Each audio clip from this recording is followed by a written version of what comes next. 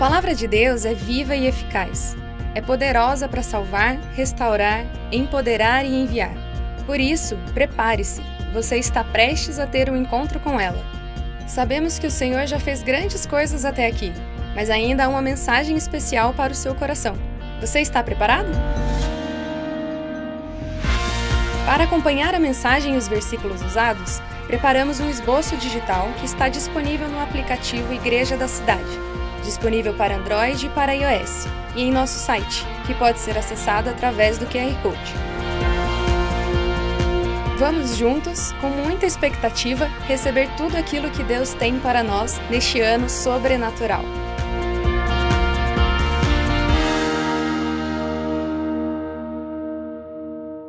Graça e paz a parte do Senhor Jesus. Amém? Bom estarmos aqui nessa celebração tão inspiradora. Você está sentindo a presença do Espírito Santo aqui entre nós? Nessa manhã, um pouquinho de frio. A palavra de Deus é muito forte. Espero que realmente aqueça o seu coração. E hoje nós vamos falar sobre discipulado com o tema Extraordinários Discípulos de Cristo. Pode tirar um pouco o retorno aqui da frente, por favor? Obrigado. Extraordinários discípulos de Cristo. Pela fé, declare sobre a sua própria vida: eu sou um extraordinário discípulo de Cristo. Dá para ir um pouquinho mais forte. Quem não tomou café ainda, me dá um sinal. Quem não tomou café ainda? Alguns.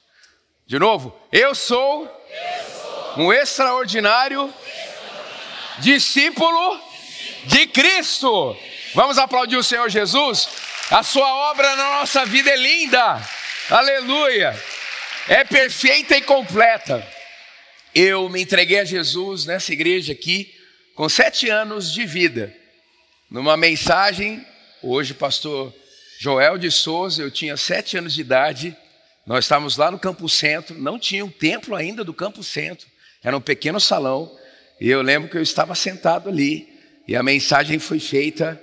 E quando o apelo foi realizado, eu levantei minha mão com 7 anos de idade. Me batizei com 9 anos de idade. Fui batizado com o Espírito Santo com 15 anos de idade. E estou nessa jornada até hoje. Queridos, eu não consigo me acostumar com a realidade da presença de Jesus em mim. É uma coisa que me deixa surpreso a cada dia e com muitas expectativas, né? Pode abaixar um pouco mais ainda, está dando um pouquinho de eco, por favor. E no seu coração também precisa ser assim. A presença de Jesus na sua vida, ela traz esperança, ela traz destino, direção. E nós não somos discípulos nesse sentido de humanos. Nós não somos prosélitos de um sistema. Nós não fazemos parte de um clube ético. É mais do que isso. Nós tivemos, se você ainda não teve, no finalzinho dessa mensagem, eu espero que você tome essa decisão de entregar a sua vida para Jesus. Essa é a maior e mais importante decisão da nossa vida. Nós somos, a partir dessa entrega, discípulos de Cristo.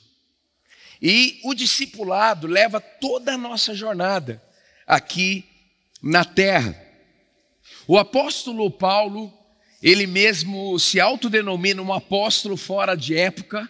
Ele não esteve ali diretamente com os 12 Jesus, mas depois do Pentecostes, Jesus aparece para ele no sentido da voz dele. Ele tem uma experiência extraordinária. E ele muda radicalmente. E ele escreveu certa vez para a igreja de Corinto: tornem-se meus imitadores como eu sou de Cristo. Tornem-se meus imitadores como eu sou de Cristo. Você sabe que o original do Novo Testamento, boa parte, quase que completa, foi escrito no grego, que hoje não é usado na Grécia, chamado koiné. E essas palavras são importantes desse pequeno trecho. Tornem-se é a transliteração ginomai, que significa vir à existência. Imitadores, a transliteração é mimetes, que significa trazer à mente, fazer lembrar. Como eu sou, Paulo disse, olha, a minha referência é Jesus. Olhem para mim que eu estou olhando para Jesus. Significa katos, na mesma proporção, na mesma medida. É muito forte isso aqui. Paulo está dizendo assim, olha, se vocês, meus discípulos, olharem para mim, vocês terão uma referência muito próxima de quem é Jesus. Uau! O que é o discipulado cristão? É um discípulo num processo de transformação, influenciando o outro num processo de transformação. E qual o parâmetro? Jesus. E isso é muito importante. Eu queria que você entendesse, desde o início dessa ministração, que a vida cristã ela é sobrenatural. Desde o seu começo. Imagina só, né? É tão simples, né? Eu levantei minha mão com 7 anos de idade. Gente, eu nem lembro direito como é que foi a minha experiência ali.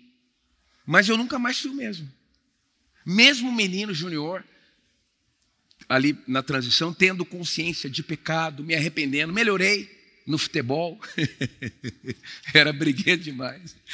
Eu melhorei em casa e dentro de um nível de um menino numa transição para junior, naquela proporção, Jesus já passou a ser a minha referência. E isso é muito importante. Então, no início da sua rendição a Jesus, a sua vida passou a ser sobrenatural.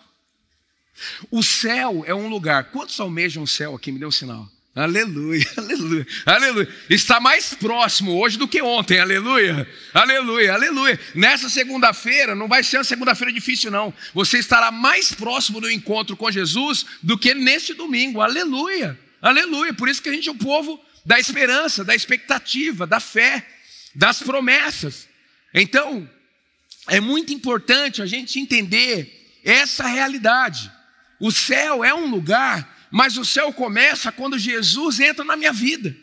O céu é um lugar, mas mais do que um lugar, o céu é uma pessoa. E o seu nome é Jesus Cristo de Nazaré. Quando eu me entrego a Jesus, essa pessoa começa o céu na minha vida, porque Jesus, nesse sentido, é o próprio céu. Aleluia, aleluia, aleluia, aleluia, aleluia, aleluia, aleluia. Glória a Deus, aleluia. Quando eu me entrego a Jesus, o céu começa na minha vida. Agora olha só, a gente vê Jesus 30 anos sendo preparado para uma missão de 3 anos. Diga assim, primeiro vem a identidade, depois vem a missão.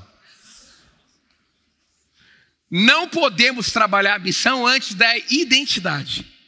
Jesus entendeu que ele era filho de Deus durante 30 anos. Nesse sentido, ele foi discipulado para entender quem ele era. Eu gosto do pastor Carlito quando ele diz assim, filho, ele me chama de filho, né? Filho, nós não somos pastores nesse sentido.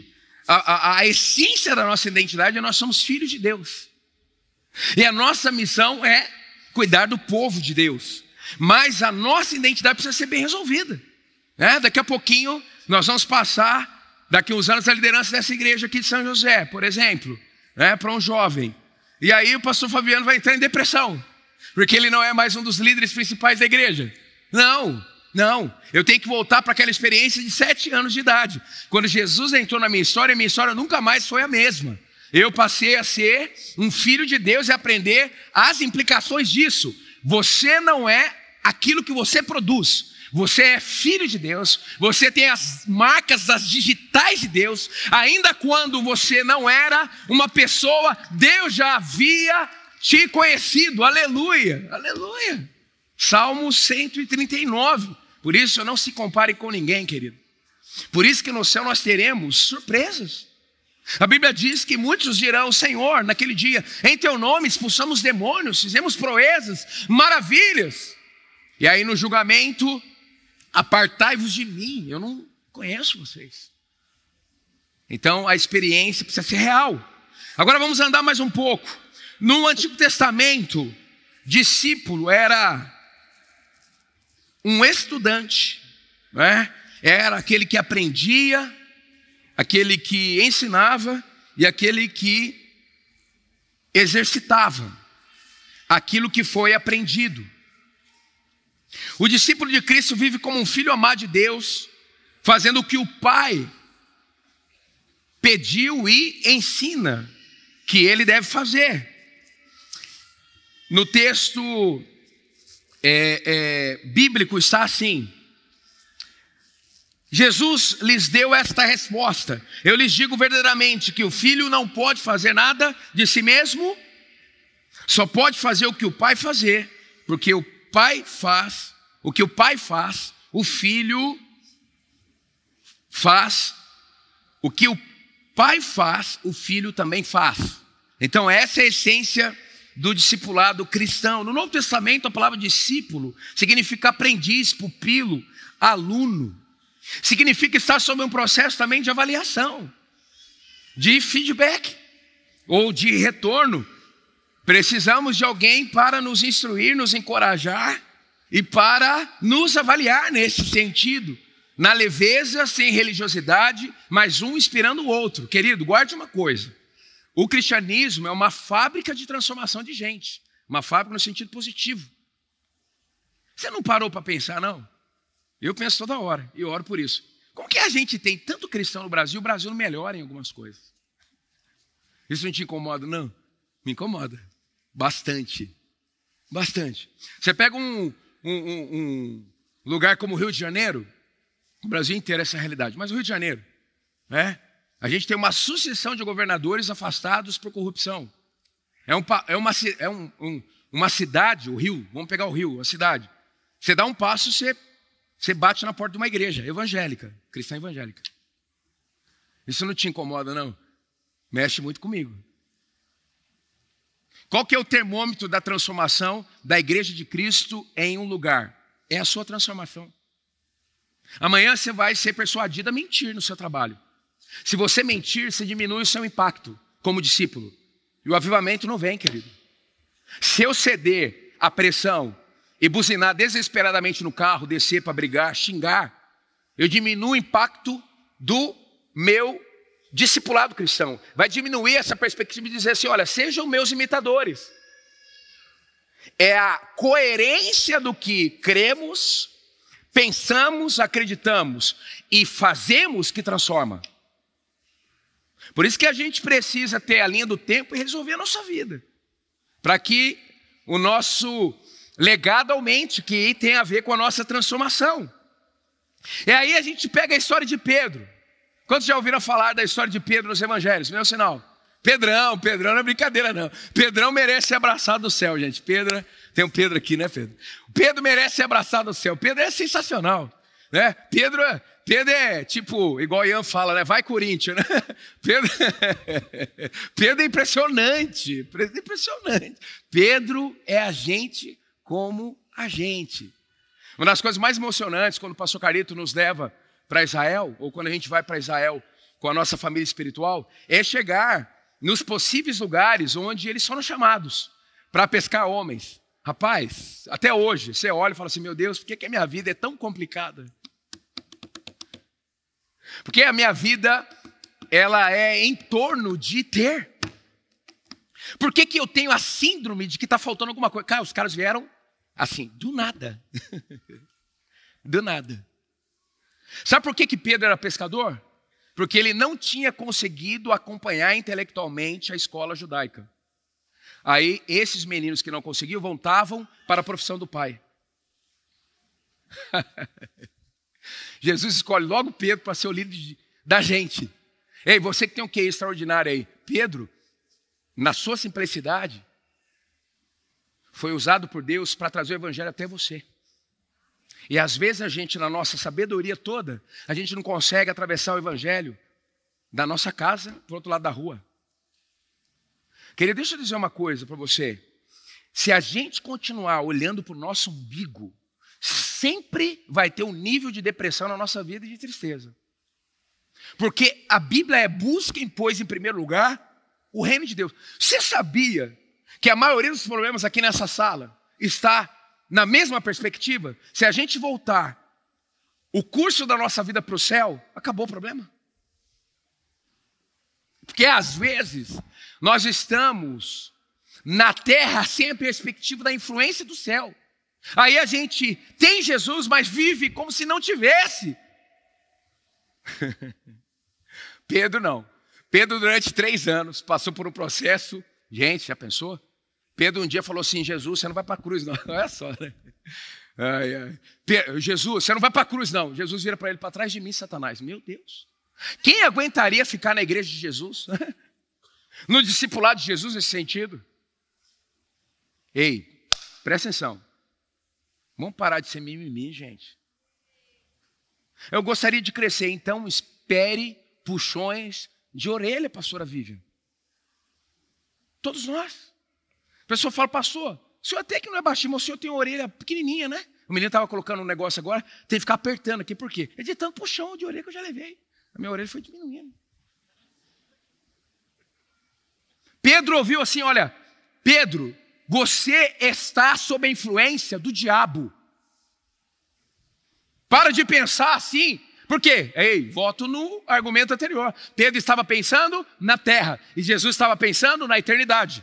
Ei, comece a pensar na eternidade, a sua vida vai para um outro nível ainda esse ano, porque esse ano é o ano sobrenatural nessa igreja. Você precisa bater recordes em todas as áreas. Aleluia! Vamos lá, igreja, vamos lá! Agora a gente vê Pedro, né? Aspectos familiares, já falei. Ele tinha uma sogra, né? A gente vai também ali, né? Aonde possivelmente ela morava e onde Jesus ele ministra ali a cura, ele vai para a sinagoga. Gente, cura mulher hemorrágica, a questão da filha de Jairo é tudo pertinho. Nossa cabeça parece que é muito longe um lugar do outro, mas é tudo ali, né? Naquele lugar simples, ali na Galileia, Cafarnaum. E a gente fica ali, né? E Pedro, gente como a gente, ele tinha sogra. Aleluia! A Vivi está se preparando para ser sogra. Orem por ela, porque não é fácil, né? E ser sogra hoje, ser sogro hoje é outro nível, né? Porque é outra geração, né? A gente tem que, né? Temperamento de Pedro. Bruto, pensa um cara bravo. Ei, gente, há esperança para os grossos, né? Os T-Rex da vida, né? Há esperança. Pedro era impossível, às vezes respondia porque todo mundo ficava quieto. Ele sugeria coisas erradas, ele deu aquele golpe na orelha do soldado, porque ele ainda estava pensando na perspectiva da terra. Mas a transformação de Pedro foi radical. Eu digo assim, a transformação de Pedro foi radical. Nos 3 anos do ministério com Jesus, ele mudou bastante. Depois que Jesus é ressurreto, ele se arrepende da traição. E aí, naquele andar superior, naquela casa extraordinária, que também quando você for a Israel você vai conhecer, naquele piso ali, os 120 foram cheios do Espírito Santo, Pedro sai rompendo, transformado, cheio do poder de Deus, ele prega o evangelho com uma destreza extraordinária, uma sabedoria surreal, fazendo o link do Antigo e do Novo Testamento, uma eloquência, 3.000 pessoas se entregam a Jesus, aleluia. O alvo principal da vida de Deus na nossa vida é gerar outras vidas, aleluia, aleluia. O seu cristianismo, se ele for só para você, para sua casa, ele ainda não é cristianismo completamente. Você pode trazer alguém junto com você no seu GDC, você pode trazer alguém junto com você numa celebração como essa. Quantos aqui se sentiram bem nessa celebração aqui? Gente, tão tranquilo. A gente pensa mesmo assim, é tudo para que você se sinta confortável, para que os nossos amigos entendam o que está sendo dito, as músicas com mensagens que a gente entende. Então é tão simples influenciar. Então, um extraordinário discípulo de Cristo, 5 perspectivas bem rápido, e eu quero focar em uma, né? Em uma, eu acho que essa é a agenda de Deus para o seu coração, mas vamos mencionar 5. Primeiro, tem um verdadeiro encontro com Jesus Cristo. Um extraordinário discípulo de Cristo tem um verdadeiro encontro com Jesus Cristo. É a experiência, é o antes e depois. Fabiano, Jesus, outro Fabiano. Aleluia, como a gente está batizando ali agora, né? Dezenas de pessoas, aleluia. É hoje que o filho do Marcos Madalena vai batizar, né? É hoje, Samuel. Mais um junior sendo batizado. Aleluia, aleluia. Quem está em Cristo é nova criação, aleluia, aleluia. É aquilo que Jesus disse para Nicodemos: Nicodemos, você acha que sabe muito sobre Deus, mas você precisa nascer de novo, da água e do Espírito. Queridos, o batismo não traz salvação, mas Jesus mencionou a água para Nicodemos. Querido, em nome de Jesus, querida, não protele o batismo não. O batismo é importante para a sua jornada.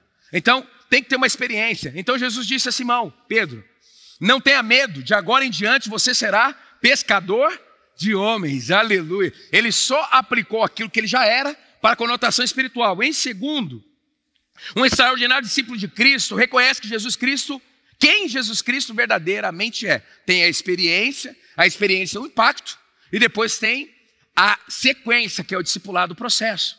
Né? Eu estava pensando em casa ontem, por exemplo, né? O discipulado que Jesus aplicou para os seus discípulos, 3 anos.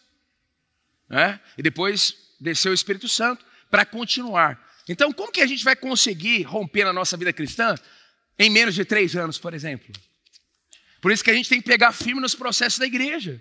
Você tem que ser filho. Qual que é a jornada do crescimento espiritual? Sabe quem é a pessoa mais informada da igreja? O seu líder de GDC. Converse com ele. Ele vai te instruir. Tem uma jornada aqui, gente. Tem matéria para tudo aqui. Tem vivência para tudo. Por exemplo, agora nós estamos com 45 homens em um retiro específico para homens na nossa igreja. Lá no nosso acampamento. Tem isso aqui. Só sobre masculinidade cristã. As irmãs já ficaram curiosas, né? É uma bênção, transforma todo mundo. A gente tem isso. Mas para chegar lá nesse retiro, tem que fazer as outras etapas. Então, a experiência e depois a jornada. E vocês, perguntou ele, quem vocês dizem que eu sou? Lá em Cesareia de Filipe, que é um outro lugar que a gente conhece quando a gente vai para Israel. Jesus pergunta para os discípulos, o que as pessoas dizem que eu sou? E quem vocês dizem que eu sou? Aí Pedro respondeu, agora ele acertou. Simão Pedro respondeu, tu és o Cristo, o Filho de Deus vivo. Respondeu Jesus, isso. Feliz é você, Simão, filho de Jonas, porque isso não lhe foi revelado por carne ou sangue. Gente, a gente só entende as escrituras por revelações espirituais.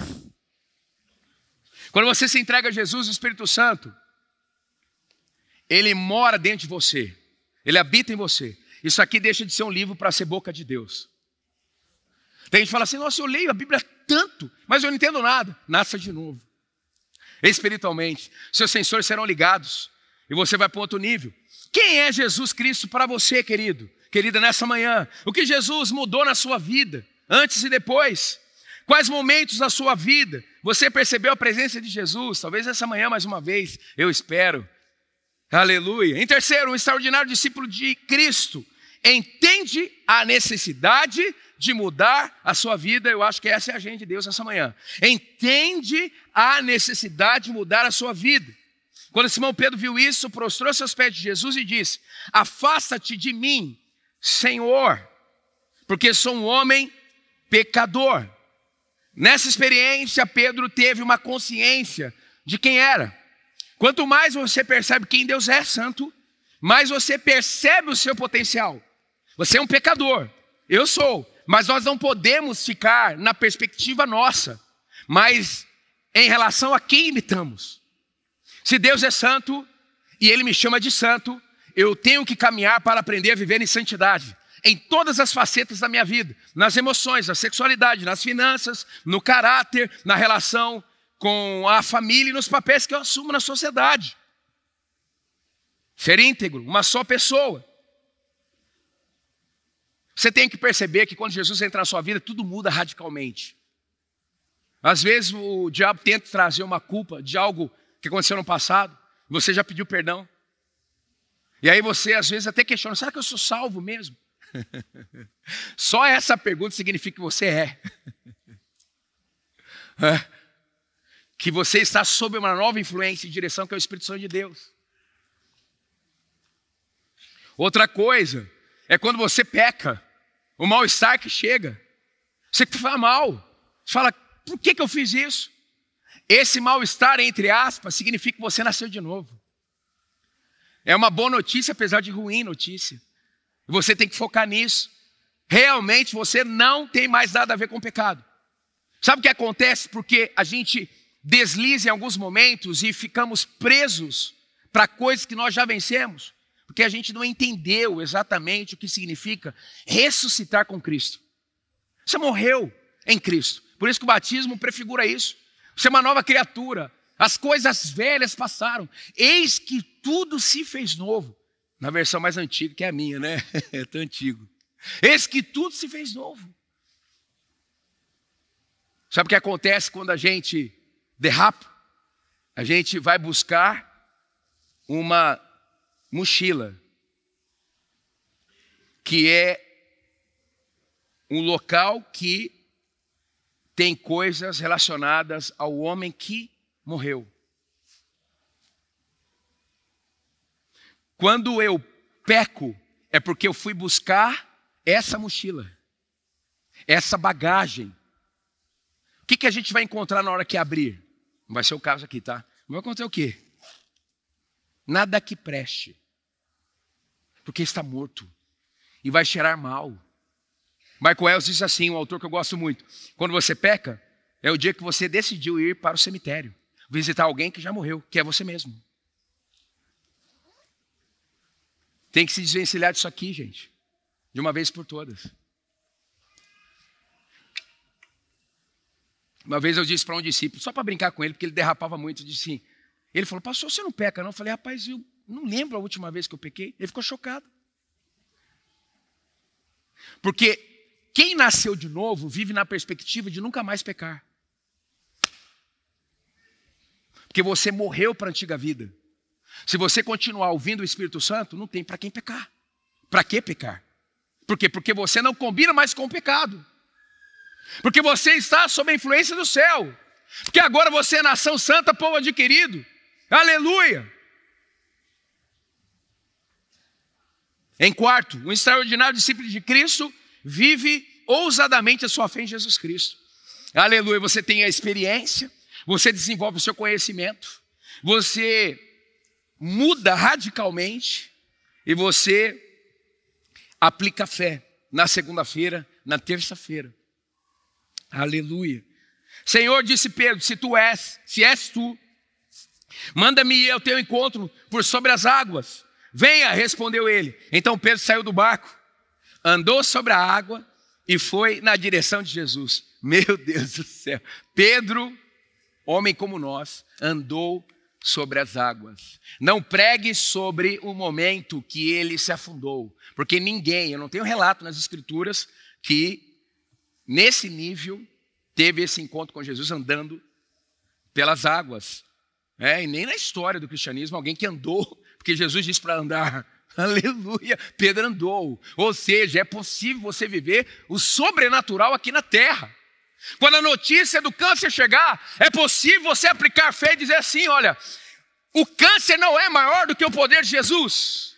Quando a notícia do desemprego chegar, você precisa andar sobre as águas e dizer, o desemprego não é maior do que a provisão de Jesus. Porque o povo de Jesus, o povo de Deus andou 40 anos no deserto e a Bíblia diz que nem as suas sandálias desgastaram. Aleluia, vamos aplaudir o Senhor Jesus.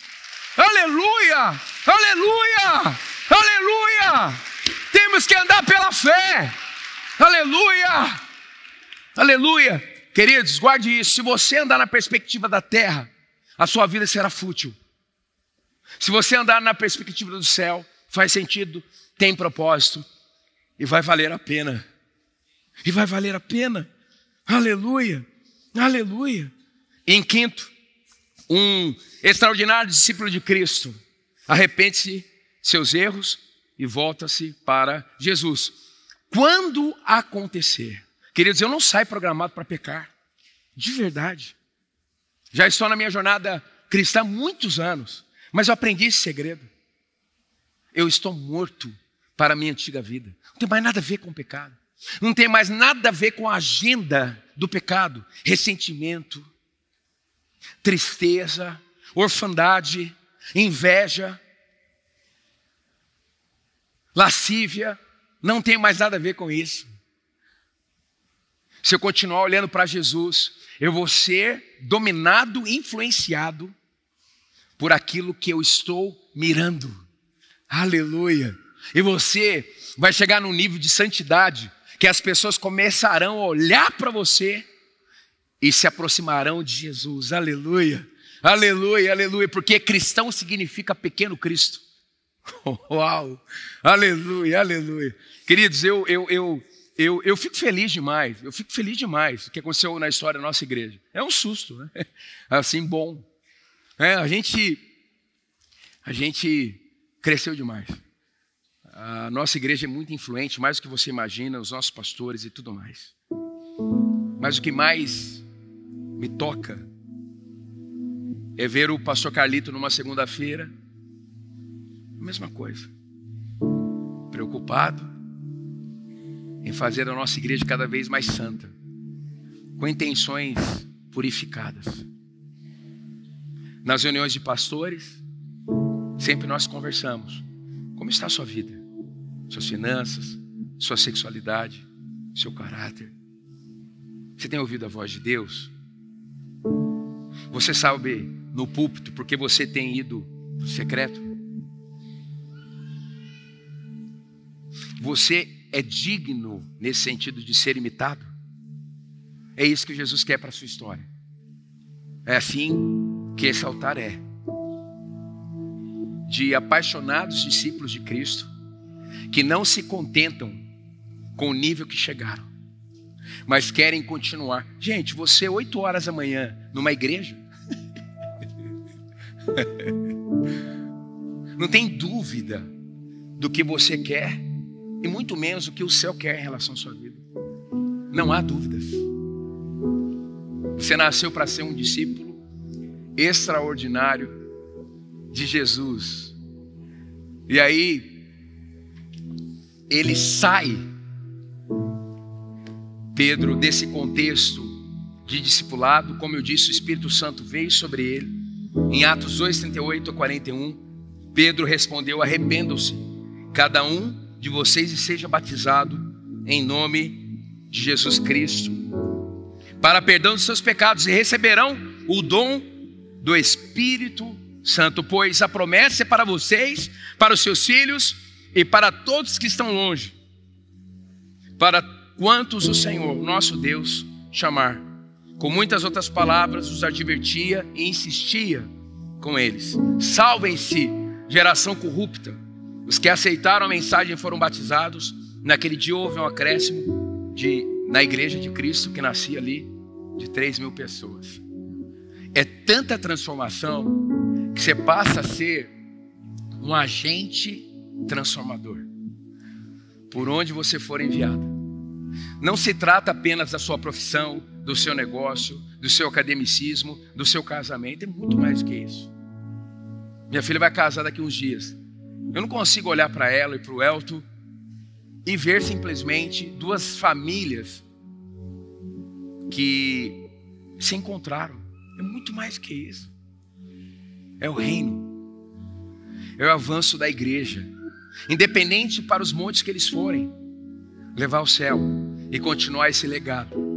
Queridos, não vai parar em você. Eu declaro sobre a sua vida: a sua fé vai percorrer gerações. A sua fé em Jesus transporá gerações até que Ele venha. E as pessoas lembrarão de você com uma fé viva, do antes e depois de Jesus, como aconteceu com Pedro. Porque, guarde isso, não há nada que a presença de Jesus não possa transformar. Você recebe essa palavra no seu coração? Aleluia, aleluia, aleluia. Agora, à luz do que você acabou de receber, esta palavra da fé, qual é a sua resposta? A palavra mais poderosa é arrependimento. Quando nós nos arrependemos e cremos, a palavra de Deus entra em nossa mente, em nosso coração e nos transforma. Algumas pessoas ouvem e não dão nenhuma resposta, mas eu acredito que hoje o Espírito Santo tocou você de forma especial. Qual é a sua resposta? Hoje Você quer receber Jesus como seu Salvador e Senhor pessoal? Pode levantar a mão aonde você está. Deus abençoe a sua vida. Que Jesus Cristo agora seja seu Salvador e Senhor. Será que você que está afastado também não é hora de você se arrepender e receber esta bênção de voltar para Jesus e para a igreja? Se esta é a sua decisão, também Deus abençoe a sua vida. E você que se batizou, talvez bebê, isto não foi pecado, mas não foi uma decisão que trouxe mudança para a sua vida, porque o infante não tem vontade própria e ele não tem do que se arrepender. Mas agora você ouviu esta palavra e você quer de fato ser batizado, porque agora você entendeu. Então, a sua mãe, o seu pai, um padrinho pode ter levado você para ser batizado pequeno, mas Jesus não foi levado por Maria e José. O batismo bíblico ele não é só por imersão, mas ele é também precedido de uma decisão de arrependimento. Você quer, agora que entende que é um pecador, também ser batizado? Amém? Deus abençoe e, por favor, entre em contato conosco. Aproxima o seu smartphone do QR Code que aparece na tua tela. Se você aceitou Jesus, se você quer se reconciliar na fé e voltar para a igreja, se você quer ser batizado, neste exato momento, preencha essa ficha online e mande os seus dados para nós. Nós não vamos compartilhar com ninguém a sua decisão, mas vamos entrar em contato com você. Então, seja muito bem-vindo e que Deus te abençoe. Estamos felizes, estamos em festa pela sua decisão hoje. Que Deus te abençoe e vamos juntos viver um dia de cada vez a nossa fé em Jesus. Seja muito bem-vindo à família Igreja da Cidade, a sua família para você pertencer. Deus te abençoe. Muito obrigado.